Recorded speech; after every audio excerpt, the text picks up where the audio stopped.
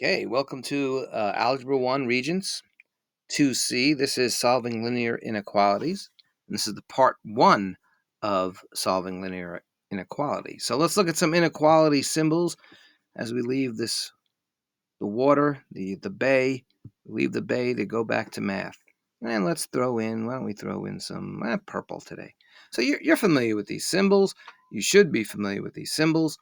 So, for example, if I said 5 is greater than 6, we know that is wrong. 5 is not greater than 6.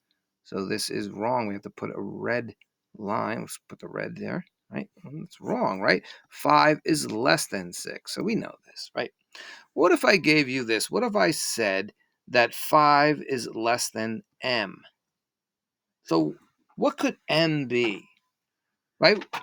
Well, m, if we're only using integers, so z isn't the symbol for integers, so if we're only using integers, right, we know that m has to be a positive integer, so and we just make our little notations here. What could m be if we're only using integers? Well, m can't be 5, but it could be 6, it could be 7, it could be 8, and it could be all the way to positive infinity, right? And positive infinity, there's a symbol for positive infinity. That's what m could be if we're just saying integers. But m can't be 5. So if you're using all real numbers, you know m could be 5.1, it could be 5.001, and so forth. All right, so we understand that. So let's clear that out. Let's use green. Why not? What if I said, if I gave you something like this, we put q in there, and I gave you something like this. What do you think? How would you read that? Well, here it's saying that 3 is less than q. So q is greater than 3, but it's less than or equal to 5. So if we made a number line for this inequality, let's make a little number line here, right? And there's 5, and there's 4, and there's 3. And change the color, put a little red there. So we know that q is greater than 3, so we're not going to fill it in. We only fill it in if it's greater or equal to. We'll make a little line here, right? And we'll stop at the 5, and we'll shade in that line there. So we're shading it in because we're saying that q could be equal to 5. So q is greater than 3, but less than or equal to 5, and this is how you would write it on a number line. Okay, so let's look at a few others. Okay, how would you do this one? 5 is less than g on a number line. How would we put it on a number line?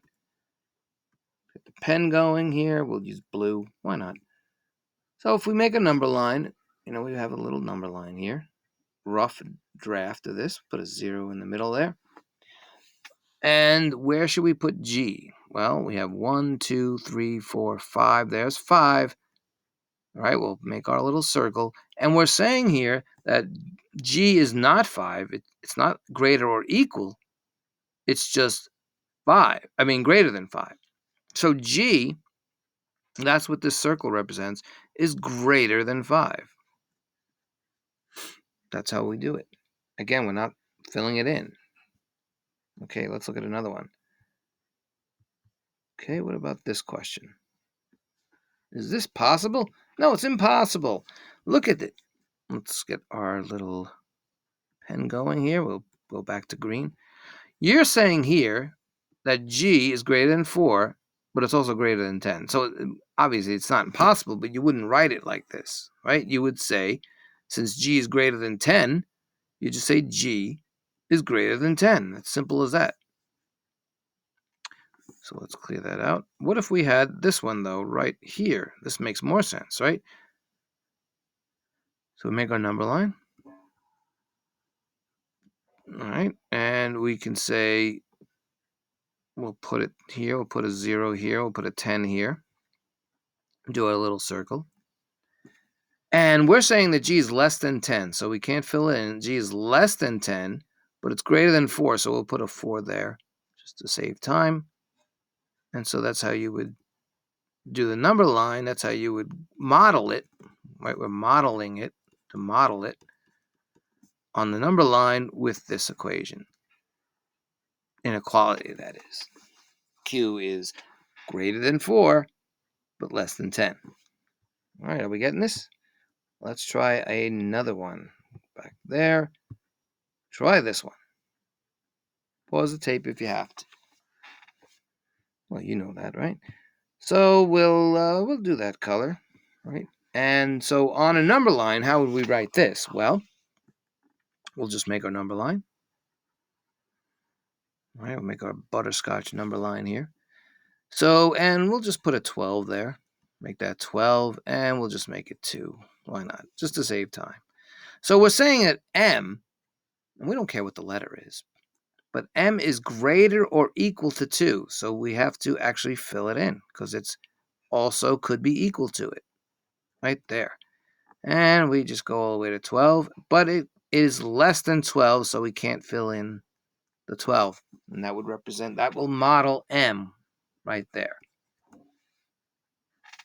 Okay. Now there's also something called set builder notation. Set builder notation.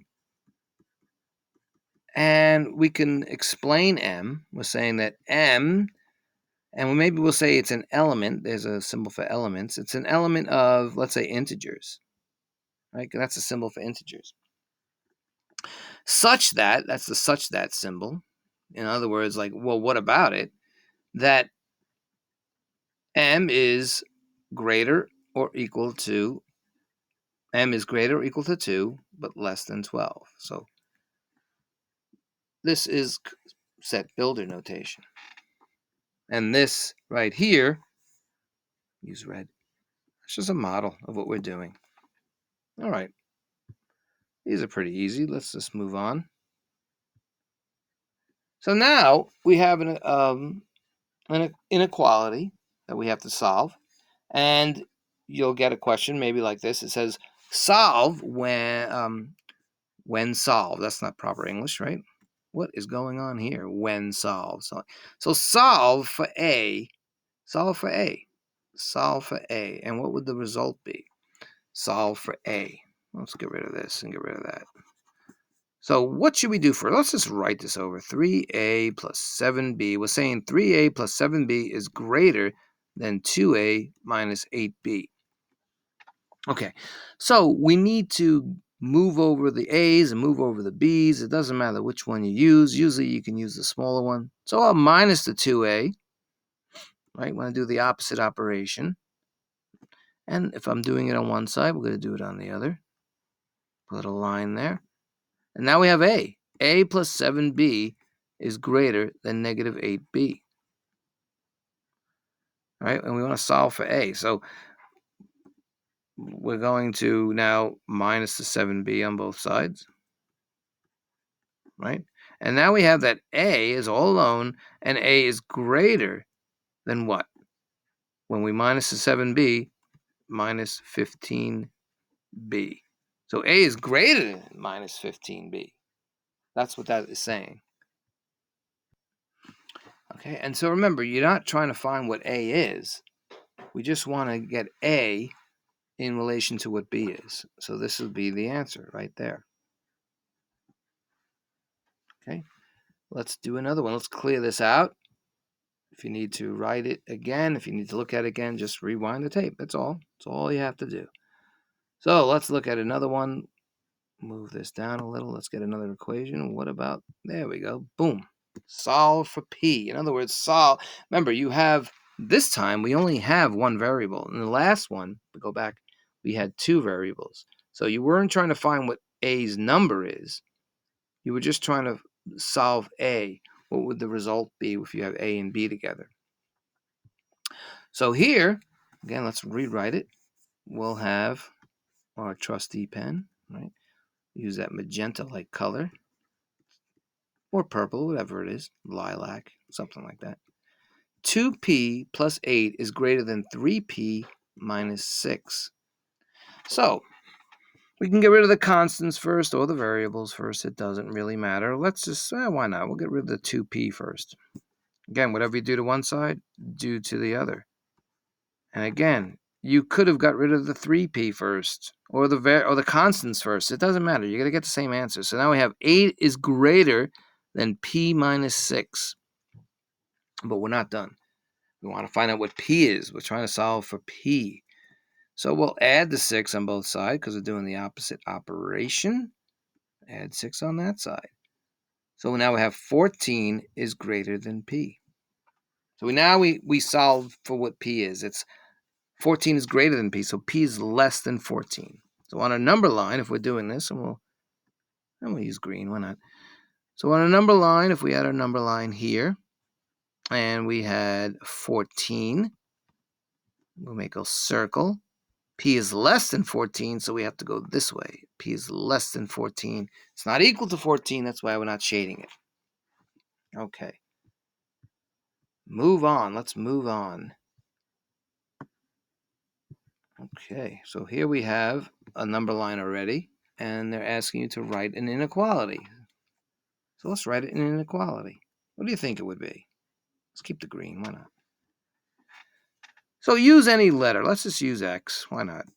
So we're saying, what about X? X is what? Well, it looks like it could be 1, right?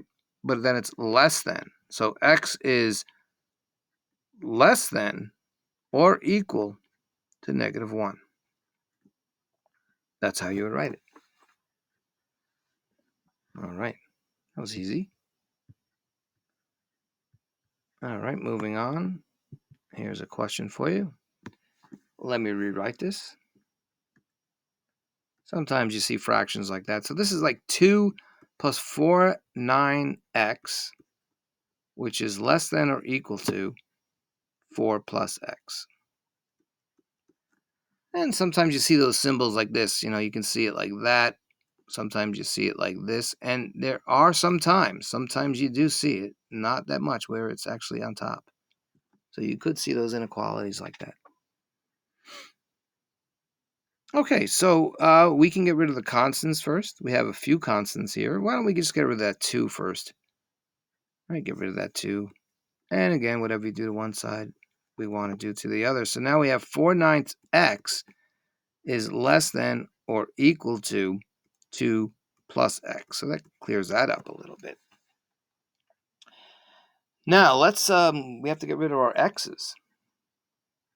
I mean, we want to clear that up first, right? So if this confuses you, this 4/9 x, you can also put a 1 there. It's 1x. If you don't have to. Some people like it there, so it makes it a little easier.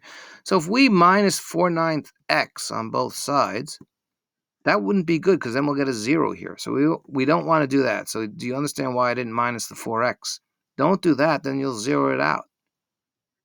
So let's minus the x out on both sides. So let's clear this up. Oop, let me go back. Back there. Go back 1 second. Clear, shot the whole thing out. Well, we'll do it again. Why not? Why not? We wanted to do that, right? Make it a little easier. So we have 2 plus 4/9 x is less than or equal to 4 plus x. So I got rid of the 2 on both sides. All right, and then we have 4/9 x is less than or equal to 2 plus x. And I'm going to minus the x on both sides. All right, and what do you think you get? Let's do a different color there. Okay, and over here now we're going to have a negative answer. It's going to be -5/9 x is greater or equal to 2. Now, we're not done because we want x by itself. We're trying to solve for x here. And we're going to divide out a -5/9 on both sides. Whatever you do to one side, you do to the other. So over here, remember, when you divide a negative on both sides, so write that down. When you divide a negative on both sides, you have to flip the inequality. Flip. Said that with force, right? Flip the inequality. All right, big star there. Well, let's get a better, let's get a little sticker there. We'll put a little, that kind of star, right? Okay, so we are dividing a negative on both sides. So we're doing this. We're doing 2. Let's use red. We cleared it out by accident. Oh boy. Let me do it real quickly. Let me get that back for you. Okay, so again, we have a negative 5/9 x. We're dividing on both sides, right? So we have 2 divided by negative 5/9 x. So over here, we're saying 2 over 1 divided by negative 5/9, right? So it's actually 2 over 1 times 9/5. We know our answer will be negative. So over here we have 18 over 5. We can keep it like that for now. So we know it's negative 18/5. So we're saying that if we divide this out, we have x by itself. We say x now is not, it's not this anymore. Because remember the rule, we have to flip when we're dividing negative on both sides. So now x is going to be greater or equal to negative 18/5. So you should rewind that if you didn't get that. All right, so let me just go over it again. There looks to be some confusion there from some people writing in. So again, I got rid of the 2. I did -2 on both sides, right? And then that brought the 4/9 x down. So we have 4/9 x is less than or equal to 2 plus x. 4 minus 2 is 2, right? Then I subtracted the x out on both sides because I didn't want to get a 0 here. And I got negative 5/9 x over here. Negative 5/9 x is less than or equal to 2.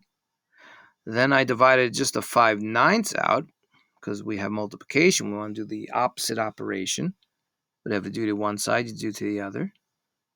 So we got this over here, right? 2 divided by negative 5/9. Keep change, switch, right? You do that with division. Comes multiplication. There's the multiplication symbol. 2 times 9 is 18, but we know it's negative because we were doing negatives. A negative and a positive is negative, and 1 times 5 is 5, so it's negative 18 over 5. And remember now, because we divided a negative on both sides, we flip the inequality. So instead of being less than or equal to, it's now greater than or equal to negative 18 over 5. All right, let's move on. Okay, let's look at this one. Now, when you see fractions, you can keep them if you want, or you can do something. Bring the pen over here. There's the pen, right?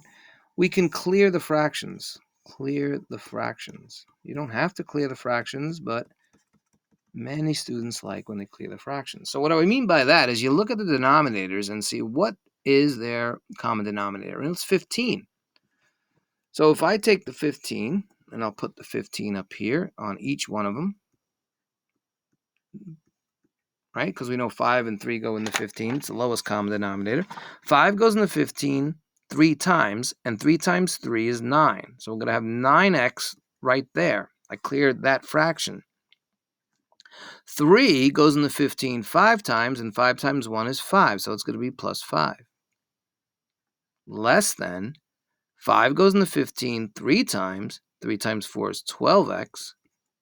And 3 goes in the 15 5 times, and 5 times 1 is 5. It'll be minus 5. So just remember the symbols you have, and you get that. So now it's a lot easier to do it this way. Then again, if you like fractions, we'll keep the fractions. Or if you like decimals, make them decimals. So over here, I'll just minus the 5 on both sides. Be careful when you do this. Let's get a different pen. Now I'm going to have 9x is less than 12x minus 10. Remember, isn't it? Minus 5 minus 5. Minus 5 minus 5, right? So keep change, remember? Remember that. And that'll give us negative 10. So now we want to, again, we're trying to, and don't forget that x. Ooh, we almost forgot about it, right? So now we'll minus the 12x on both sides. We don't want to minus the 9x or else we'll get 0. We don't want that. And then we'll have a negative 3x is less than negative 10. Okay? And of course, we got to divide the -3 on both sides. And again, remember the rule. When you divide a negative on both sides, flip the inequality. So x now will be greater. And again, this is just going to be 10/3 because a negative and a negative is a positive. So that will be the answer there. Now, we can put this in certain notations. There's another notation you should know about called interval notation. And that's just, we're just trying to see what x is in interval notation.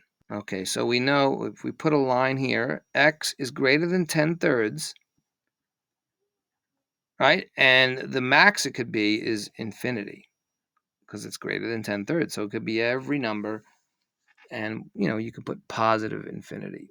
So that's an interval notation. Okay, and I'll talk more about interval notation in the next video, but let me just I'll clear this out for a minute. Let's get another thing here.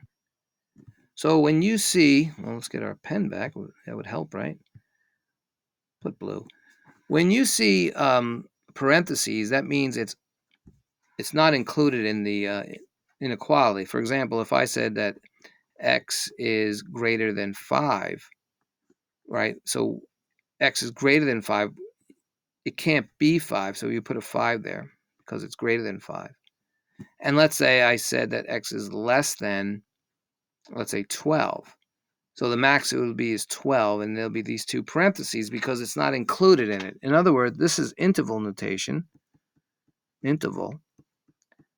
But if we modeled it on a number line, right, we would have a 5 here and a 12 here, and I'm just doing it very quickly. And as you can see, we have these open circles.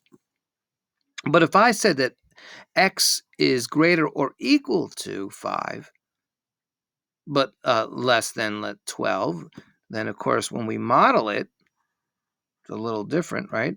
Because now it could be 5, and of course it's still not 12 less than that. So in interval notation for this one, we'll use another color. We're going to put, instead of parentheses, but a bracket here, and we'll say 5 because it could also be 5, but we'll still have that parentheses to say that it can't be 12. So that's interval notation. I'll talk more about that and more about more inequalities that we can solve in the next video. All right, so that's a great job today. Let's clear that out. Why don't we put in a little sticker? Yeah, we'll put a thumbs up. Why not? Put a couple. Put 3. Why not? Let's get back to the water. Okay, great job.